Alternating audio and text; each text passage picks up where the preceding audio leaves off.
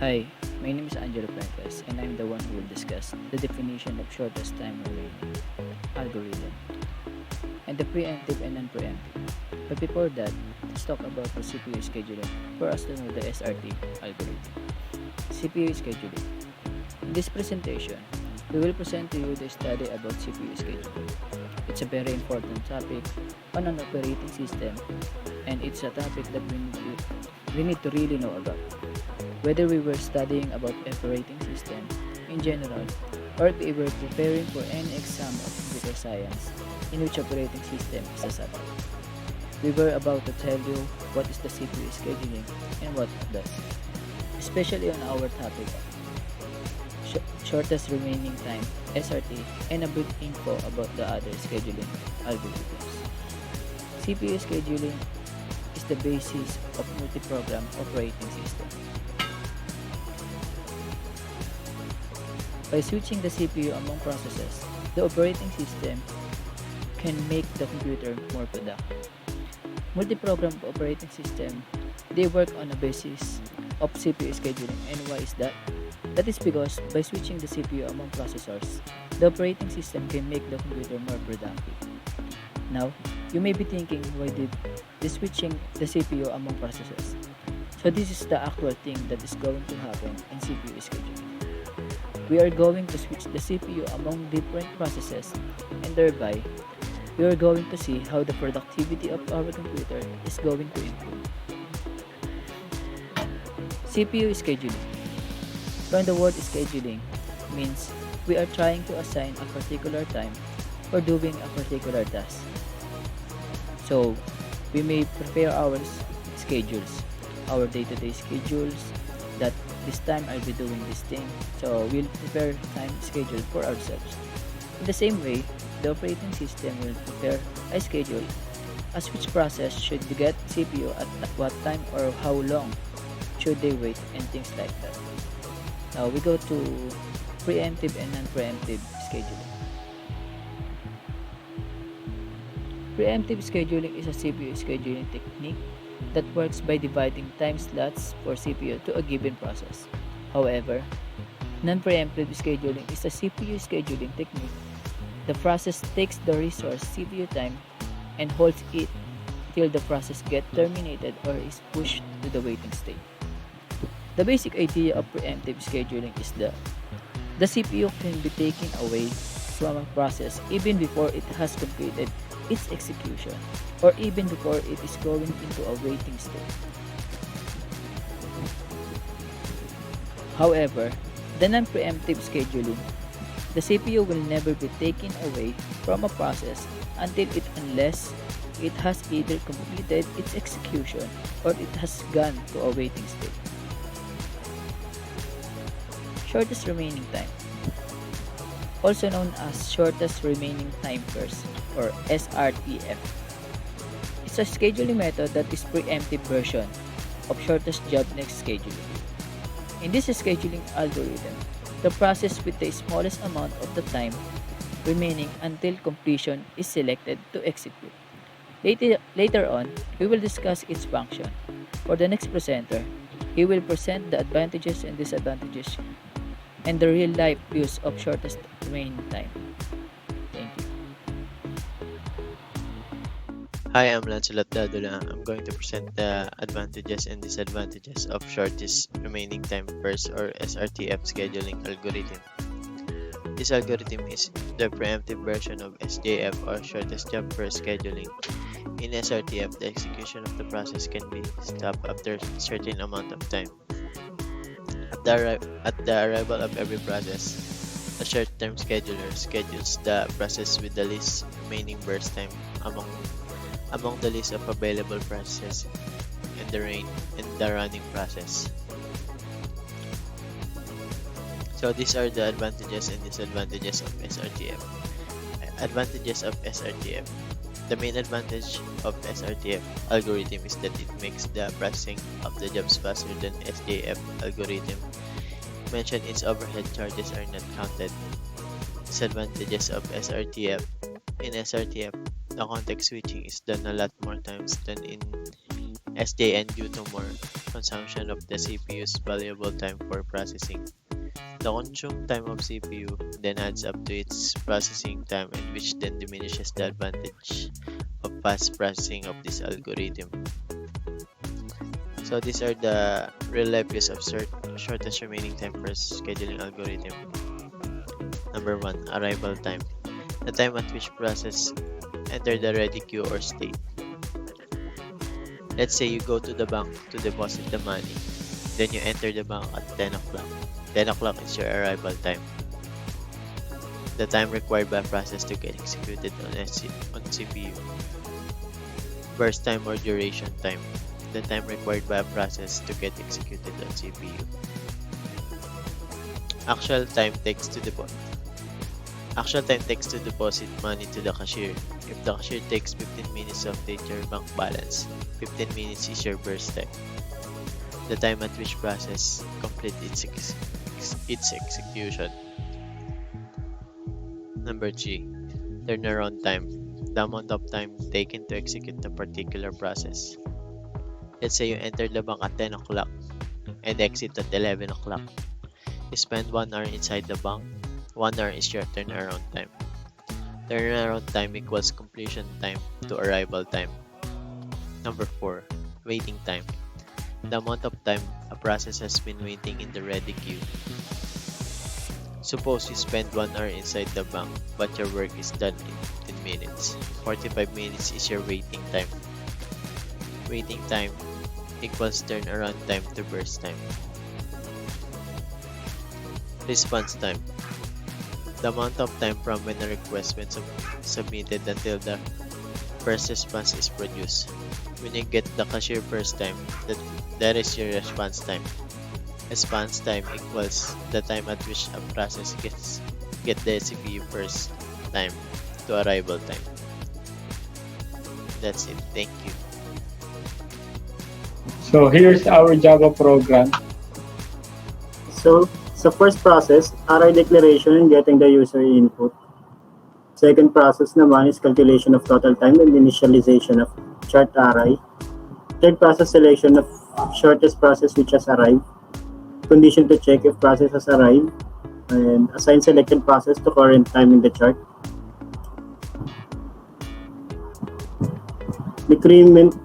Decrement remaining time of selected process by 1 since it has been assigned the CPU for 1 unit of time.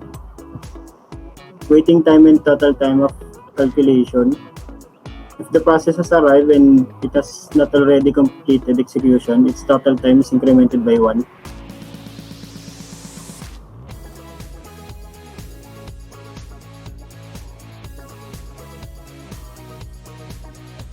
If the process has not been currently assigned the CPU and has arrived, its waiting time is incremented by 1. This is a special case in which the process has been assigned the CPU and has completed its execution. Printing the time chart. If the CPU has been assigned to a different process, we need to print the current value of time and the name of the new process. If the current time is 0, it means the printing has just started. We need to print the name of the first selected process. All the process names have been printed now. We have to print the time at which execution.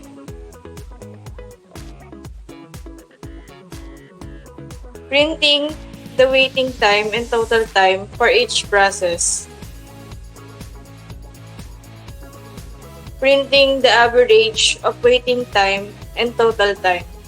So this is the algorithm. In order to explain our algorithm, we use table and Gantt chart. So let's start using this example. So this is the execution queue and ready queue. So 0 unit of time. So sa Gantt chart, magsisimulang 0 unit of time sa CPU. So sa unit of time na 0, may nag-arrive na process which is si P4. So, nasa ready queue na si P4. So, meron na tayong running process na si P4. Then, sasama na rin siya sa execution queue. So, 1 unit of time nang lumipas. So, 1 unit of time nang lumipas, may nag-arrive na process, which is si P2.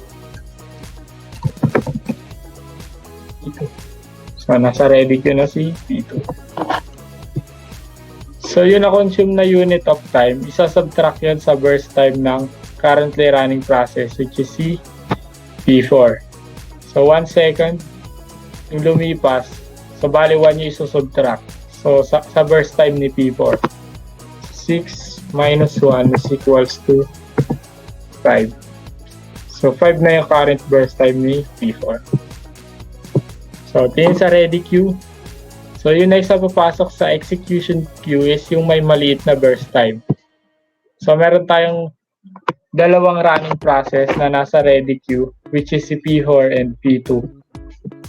So, sa kanila, ang papasok ay si P2 na may 4 na burst time. So, si P2 ang papasok sa execution queue. So, siya na yung pinaprocess ng CPU. So, 1 unit of time ulit yung lumipas from 1. So, 2.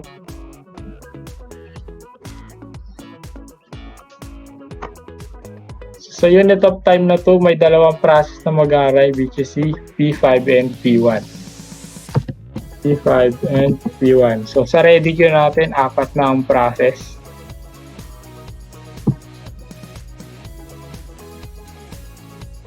So, dahil 1 second ulit yung lumipas, isusubtract ulit yung sa burst time ng currently running process, which is si P2. So, yung burst time, dahil 1 second ulit yung lumipas, susubtract sa burst time ng currently running process, which is si P2. So, burst time ni P2 is 4. So, 4 minus 1 is equals to 4 minus 1 is equals to 3. So, 3 na yung current burst time ni P2. So, 10 ulit sa ready queue. So, ang currently running process natin yan or nasa ready queue si P4, P2, P5, and P1. So, yung may maliit na burst time ang papasok sa execution queue. So, sa 4, ang may maliit is si P1 na may burst time na 1 millisecond. So, si P1 yung papasok sa execution queue. So, siya yung papasok. P1. So, 1 unit of time ulit yung lumipas from 2, magiging 3. So, unit of time na 3, walang mag-arrive na process. Look at the arrival time ng mga process. Walang mag-arrive sa 3 unit of time.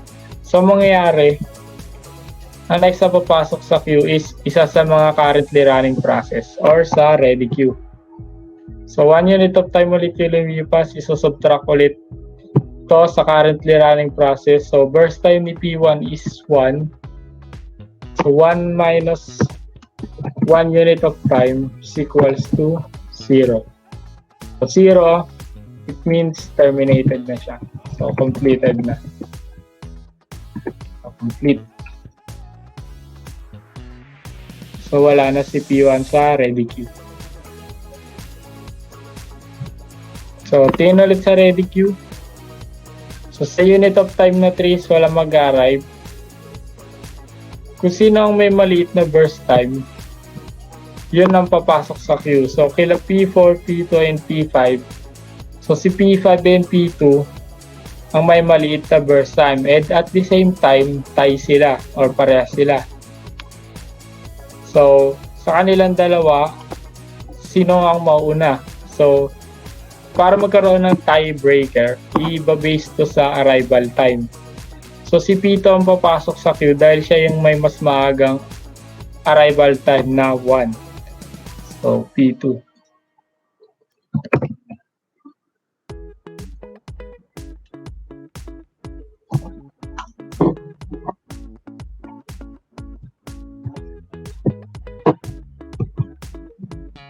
So 1 unit of time ulit yung lumipas from 3 to 4. So sa unit of time na 4 may nag-arrive na process which is yung last process, si P3. So nasa ready queue na si P3.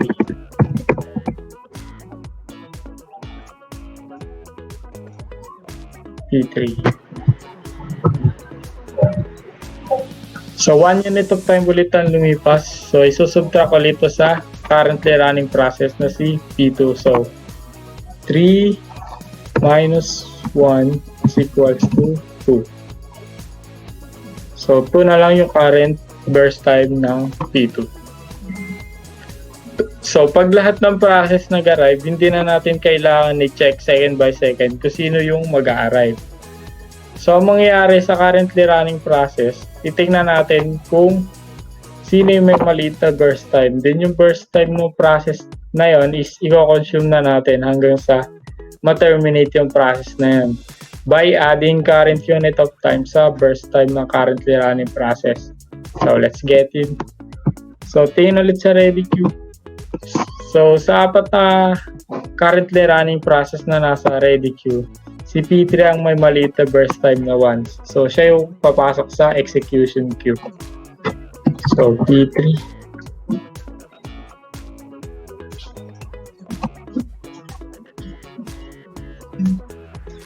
So meron siyang 1 millisecond na para ma-terminate itong burst time, yung process time niya. So para ma-terminate siya, i-add natin unit of time sa burst time. So 4 plus 1 is equals to 5.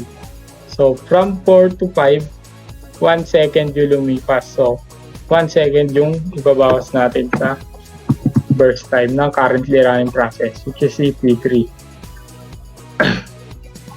So 0, it means completed. So wala na siya sa queue, terminated na siya.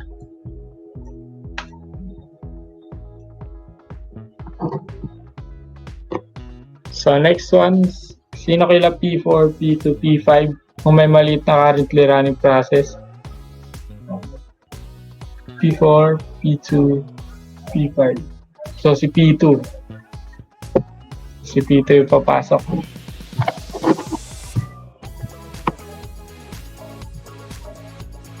P2.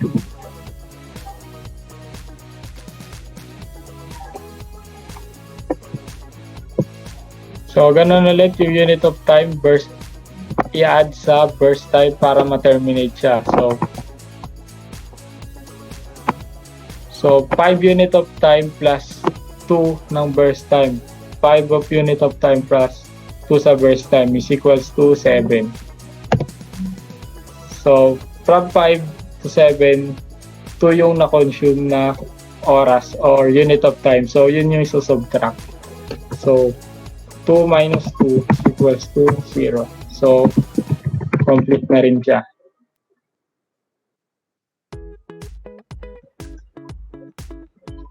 So X na.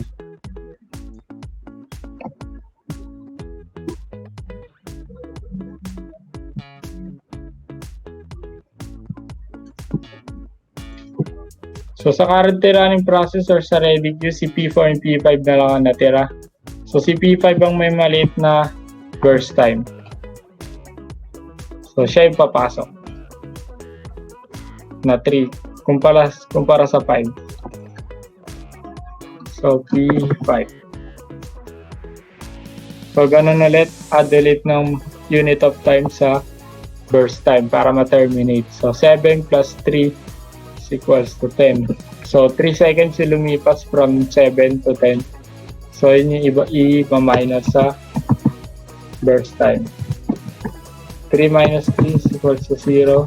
0 means complete. So ang last P5. So ang last si P4. P4. So 5 ang burst time. Unit of time plus burst time is equals to 5. So 10 plus 5 is equals to 15. So, from 10 to 15, 5 seconds yung na-consume. So, ayun yung iba minus sa burst time ng currently running process. 0. 0 means complete.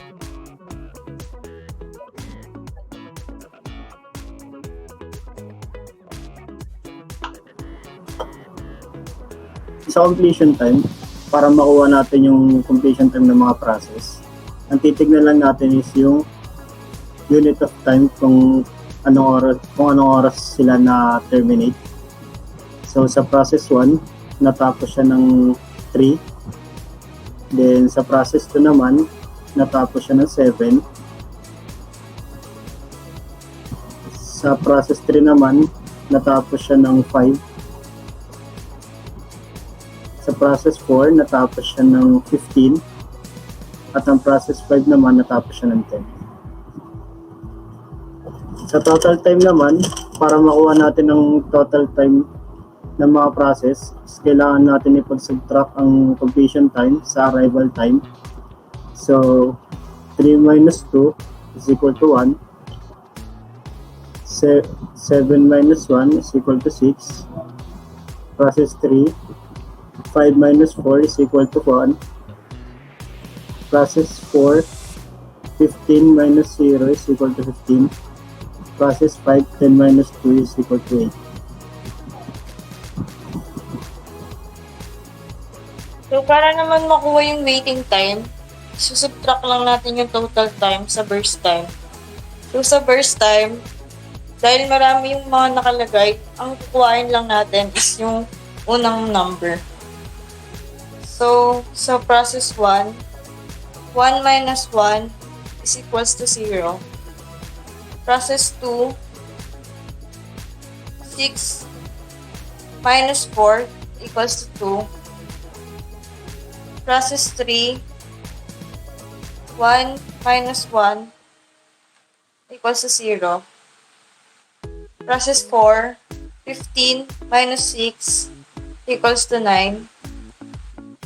Process 5, 8 minus 3 equals to 5. Then, para makuha yung total average, kailangan nating i-divide siya into ilang process yung ating nagawa. So, 5 yung lahat ng process. So, i-add muna natin siya. 1 plus 6 plus 1 plus 15 plus 8 is equals to 31. So, i-divide natin siya into 5.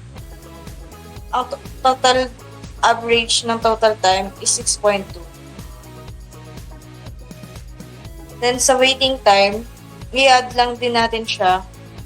0 plus 2 plus 0 plus 9 plus 5 equals to 16. Then, same lang din na gagawin. I-divide din siya into 5. Ang average ng waiting time is 3.2. So, i-check na natin kung tama ba siya. Kailangan nating i-run yung program.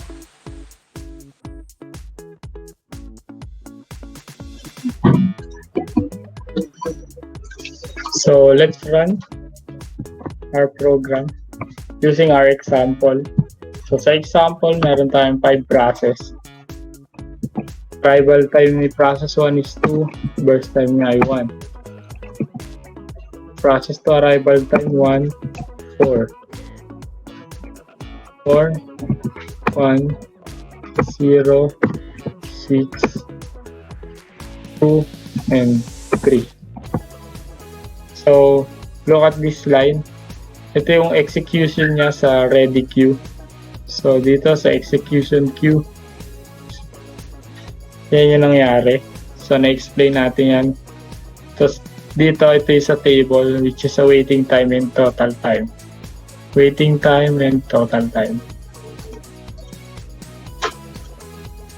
So, sa pagkuha ng average, i-divide yung total sa number of process.